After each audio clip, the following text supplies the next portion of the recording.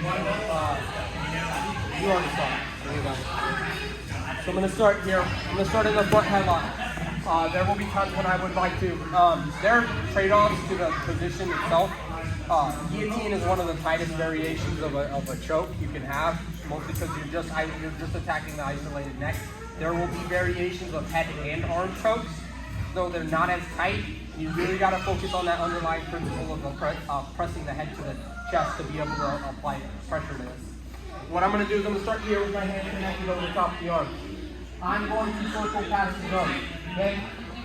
Sometimes this will actually come off of being in a seatbelted position, which I'll show in a minute. But I'm going to start in the front headlock. I'm going to keep my hands tight. I'm going to pinch my elbows together to suck that arm in tight to his neck. Then what I'm going to do is I'm going to circle my hips a bit to the same side. I'm going to use my opposite knee to cut to the inside and use that to push it towards his neck.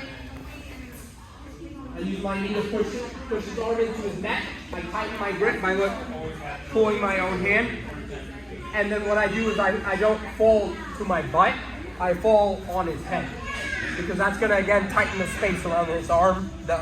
It's going to allow me to tighten my grip, as well as it's going to keep that arm super tight to his neck. So my hands will be connected. I fall on his head. My bottom knee, kind of like the guillotines we've been doing all week, goes across the hip. My other leg goes across the back. Now, personally, I'm not a fan of this grip.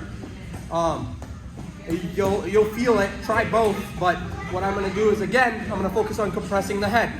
Very hard to do that. I have to pull my arm to be able to compress the head. I actually like to switch it to this grip, kind of like a gator style grip. I'll go here, slide my grip to my bicep. This hand will go high up on his back. And then when I go over the back, I will squeeze and finish. I find that's tighter and you'll feel the difference when you try. What is this choke called? A Walsh choke. Again, starting in the front headlock. Get up on my toes. Pinch my elbows tight together. Use my knee to circle that arm across his face. Tighten my grip. I want the bending point of my arm to hook tight to his neck. And then I'm going to fall directly to my side, onto his head. Watch the hip, leg over the back. Once I'm here, you can try it. You can just compress the head and get the finish. Really what I'm trying to do is it's kind of like a triangle. I'm pushing this arm into his neck with my hips, as well as I push his head into the choke by compressing his head to his chest. Personally, I attack this. Lock, and then I would squeeze and get the finish.